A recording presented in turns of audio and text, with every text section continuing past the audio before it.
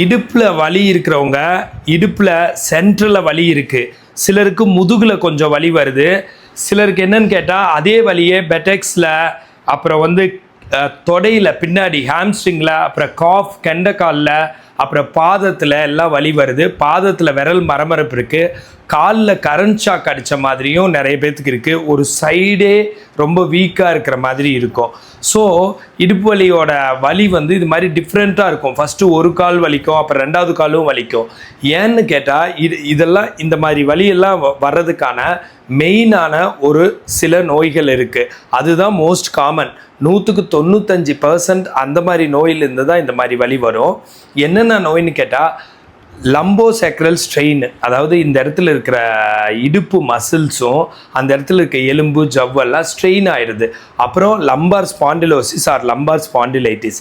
Lumbar ஸ்பாண்டிலைட்டிஸ்னால் இடுப்பில் எலும்பு தேய்மானம் ஆயிடுச்சின்னு அர்த்தம். அதுக்கப்புறம் டிஸ்க் பல்ஜ், ஜவ்வு வீங்கிச்சின்னு அர்த்தம். டிஸ்க் ப்ரொட்ரூஷன், ஜவ்வு தொத்திட்டுருக்கு. டிஸ்க் ப்ரொலாப்ஸ், ஜவ்வு விலகிருக்கு. சயாட்டிக் நரம்பு அமுத்திட்டு இருக்கு. சயாட்டிக் நரம்பு இடுப்பில் ஆரம்பித்து பெட்டெக்ஸ்தோட கெண்டைக்கால் பாதம் வரைக்கும் வர்றதுனால தான் அது போகிற இடத்துல எல்லாம் வலியோ, கரண்ட் ஊறுற மாதிரியோ, கரண்ட் ஷாக் அடித்த மாதிரியோ, இல்லை மரமரப்போ இருக்குது. இந்த மாதிரி வலிகளுக்கு, இந்த மாதிரி நோய்களுக்கு எக்ஸசைஸ் தான் ஒரு தீர்வாக இருக்குது. அதுக்கு நிறைய எக்ஸசைஸ் இருக்குது. மல்லாந்து படுத்து செய்கிற எக்ஸசைஸ், ரைட்டில் படுத்து, லெஃப்டில் படுத்து, குப்புறப்படுத்துன்னு அவ்வளோ இருந்தாலும் அவ்வளவையும் சொல்ல இங்கே நேரம் இல்லாததுனால ஒரு உதாரணத்துக்கு ஒரு எக்ஸசைஸ் 2, 3, 4 வரைக்கும் நான் சொல்லி கொடுக்குறேன். அதை பார்த்து அது செஞ்சிங்கன்னா கொஞ்சம் வித்தியாசம் தெரியும். அதுவே மொத்த ட்ரீட்மெண்ட் கிடையாது. திரும்ப எல்லா எக்ஸசைஸும் தெரிஞ்சுக்கணுன்னா எனக்கு கால் பண்ணி கன்சல்ட் பண்ணிவிட்டு டெஃபினட்டாக ஒரு 10 நாளைக்கு டெய்லி 1 மணி நேரம் நானும் என்கிட்ட ஒரு 30 ஃபிசியோதெரபிஸ்ட் வேலை பார்க்குறாங்க. 25 ஃபீமேல் ஃபிசியோதெரபிஸ்ட், 5 மேல். 24 ஹவர்ஸும் ஆன்லைனில் சொல்லி கொடுத்துட்ருக்கோம். நிறைய நாட்டிலேருந்து பேஷண்ட்ஸ் வராங்க.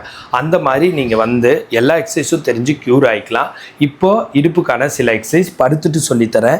இடுப்புக்கான எக்ஸசைஸ் எல்லாமே படுத்துட்டு செய்கிற எக்ஸசைஸ் தான். இடுப்புக்கான எக்ஸசைஸ் உட்காந்துட்டு செய்கிறதோ, நின்று நடந்து செய்கிறதோ அவ்வளோக்கா கிடையாது. மல்லாந்து படுத்து, ரைட்டில் படுத்து, லெஃப்டில் படுத்து, குப்புறப்படுத்து செய்கிறது தான். இப்படி படுத்துக்கிட்டு, இப்படி மல்லாந்து படுத்துக்கிட்டு, மல்லாந்துன்னா சூப்பைன் லையிங், இப்படி படுத்துக்கிட்டு வலது முழங்கால் கடியில் ஒரு துண்டை மடக்கி வச்சுக்கோங்க. ரொம்ப பெருசாக வேணாம், ஓரளவுக்கு சின்னதாக, இப்படி இவ்வளோ ஹைட்டு தான், 2 கை சேர்ந்த அளவுக்கு தான் ஹைட் இருக்கணும். வச்சுக்கிட்டு 1 அப்படின்னு சொல்லி வலது முட்டியை பாருங்கள். வலதுன்னா ரைட் நீ கடியில் டவல் வச்சுட்டு 1 2 3 4 5 6 7 8 9 10 அப்படி 10 வரைக்கும் ப்ரெஸ் பண்ணியிருக்கேன். அப்படி ப்ரெஸ் பண்ணுறப்போ பாதத்தை டைட் பண்ணுறதோ இல்லை உடம்பை டைட் பண்ணுறதோ இருக்கக்கூடாது. ஜஸ்ட்டு முட்டியை தான் டைட் பண்ணணும். அப்போ குவாட்ரிசெப்ஸுங்கிற இந்த தொடை மசில் தான் வேலை செய்யணும். இப்படி டைட் பண்ணிவிட்டு திரும்ப 1 1 2 3 4 5 6 7 8 9 10, திரும்ப 2 அப்படின்னு ப்ரெஸ் பண்ணுறது. 1 2 3 4 5 6 7 8 9 10, 2 1 2 3 4 5 6 7 8 9 10, 3 1 2 3 4 5 6 7 8 9 10, 3 1 2 3 4 5 6 7 8 9 10.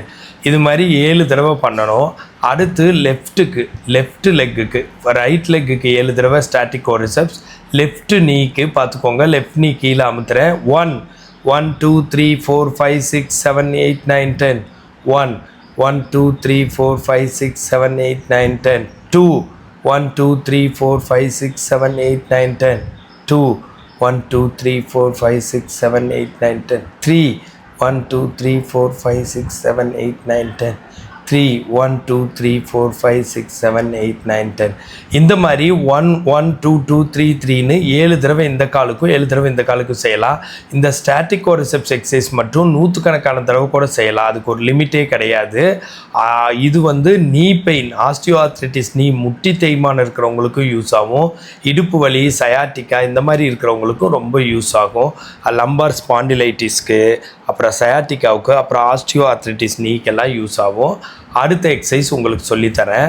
அடுத்த எக்ஸசைஸ் என்னன்னு கேட்டிங்கன்னா, ரைட் லெக்கை மடக்கி லெஃப்ட் லெக்கை மடக்கி இடுப்பை மேலே தூக்கிறது. அதுக்கு பேர் பிரிட்ஜிங் எக்ஸசைஸ்.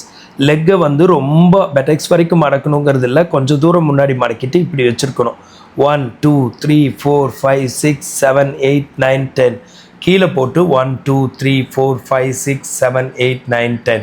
2 காலும் ஷோல்டருக்கு நேராக தான் இருக்கணும். ஒட்டியும் இருக்கக்கூடாது, ரொம்ப அகலமாகவும் இருக்கக்கூடாது. 2 1 2 3 4 5 6 7 8 9 10 2 1 2 3 4 5 6 7 8 9 10 3 1 2 3 4 5 6 7 8 9 10 3 1 2 3 4 5 6 7 8 9 10 இந்த மாதிரி 7 தடவை செய்யணும்.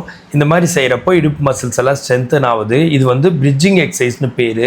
இது இடுப்பு வலிக்கோ சயாட்டிக்காவுக்கோ மட்டும் யூஸ் ஆகிறது இல்லாமல் பல்வேறு நோய்களுக்கு யூஸ் ஆகுது. அதாவது இருமுனாலோ தும்முனாலோ யூரின் போயிடுறது, ரெஸ்ட் ரூம் போகிறதுக்கு முன்னாடியே யூரின் போயிடுறது, நைட்டு தூங்குறப்ப அறியாமல் போயிடுறது, இல்லை யூரின் சரியாக வர்றதில்ல, அவங்களுக்கெல்லாம் அந்த யூரினை கண்ட்ரோல் பண்ணி கரெக்டாக அனுப்புறதுக்கு இந்த எக்ஸசைஸ் ரொம்ப ரொம்ப உதவியாக இருக்கும்.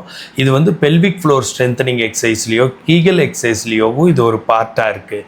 இதை தவிர எதுக்கு யூஸ் ஆகும்னா, ஒரு லேடிஸ்க்கு பீரியட்ஸில் ட்ரபிள் இருக்கிறது, இல்லை பீரியட்ஸ் டயத்தில் ரொம்ப வயிற்று வலி வர்றது, அதே மாதிரியே ஒரு செக்ஸுவல்லி ஆக்டிவாக இருக்கிறதுக்கு ரொம்ப பிரச்சனையாக இருக்கிறது, அதுக்கெல்லாம் இந்த எக்ஸசைஸ் ரொம்ப உதவியாக இருக்கும். இந்த எக்ஸசைஸ் வந்து இதை சுற்றி இருக்கிற மசில்ஸ் எல்லாம் ஸ்ட்ரென்த் பண்ணுறதுக்கு யூஸ்ஃபுல்லாக இருக்குது.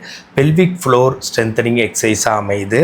அடுத்து வலது காலை நீட்டி இடது காலை நீட்டி எப்போ எந்திரிச்சாலும் சைடில் திரும்பி கையூனி இப்படி தான் எந்திரிக்கணும். பேக் பெயின் பேஷண்ட்ஸு இப்படி எந்திரிச்சு இப்படி உட்காந்துக்கணும். இது வந்து டூஸ் அண்ட் டோன்ட்ஸில் வருது. இந்த மாதிரி நிறைய எக்ஸசைஸ் இருக்கின்ற போதிலும் இப்போ கொஞ்சமாக உங்களுக்கு சொல்லி கொடுத்துருக்கேன். இந்த மாதிரி எக்ஸசைஸ் பண்ணி டோட்டலாக இதுலேருந்து க்யூர் ஆகிக்கலாம். இந்த மாதிரி ஹெல்த் டிப்ஸ் வேணுன்னா என்ன ஃபாலோ பண்ணுங்கள்.